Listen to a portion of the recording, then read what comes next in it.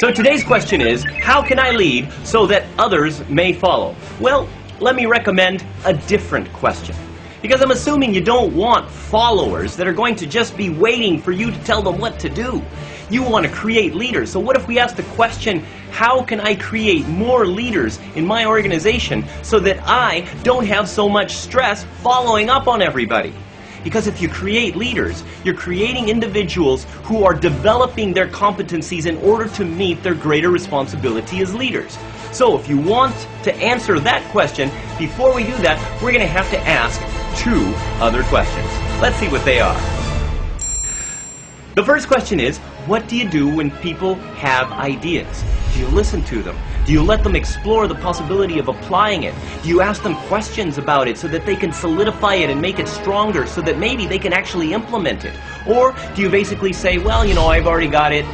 Let's do it my way because my way is the right way and I have the most experience. See, the thing is, if you are helping people to be creative, you're already helping people to come up with new ideas, be successful through making their own ideas reality, well then you are actually helping people to realize, to create habits of being proactive. You are helping them to develop their leadership responsibility. Why? Because when people come up with ideas, they own those ideas. And if they're successful, well, great. Then they also get the benefit and the recognition of creating something successful. But now, that brings us to the second question. What if they screw up? What if people make mistakes? What do you do when people make mistakes? Do you say, well, you're an idiot? Do you say, hey, you know, I don't want you to do this job anymore? Do it, let somebody else do it? Do you punish them?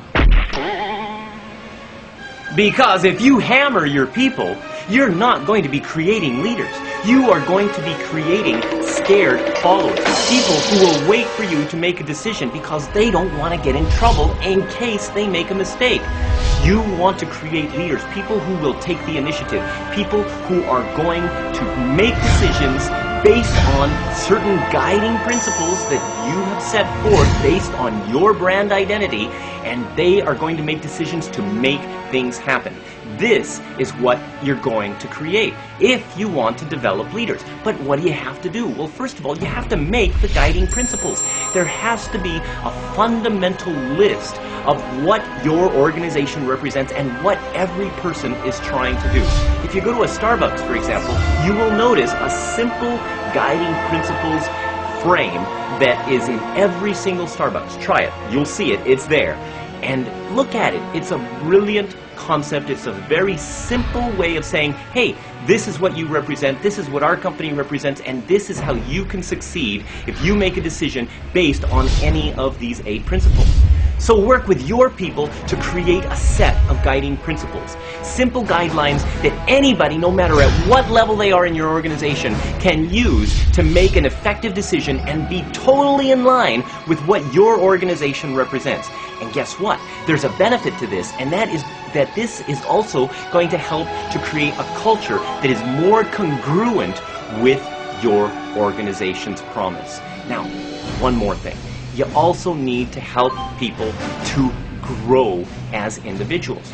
Well, if you're going to be generating leaders, you can't keep people at the same level.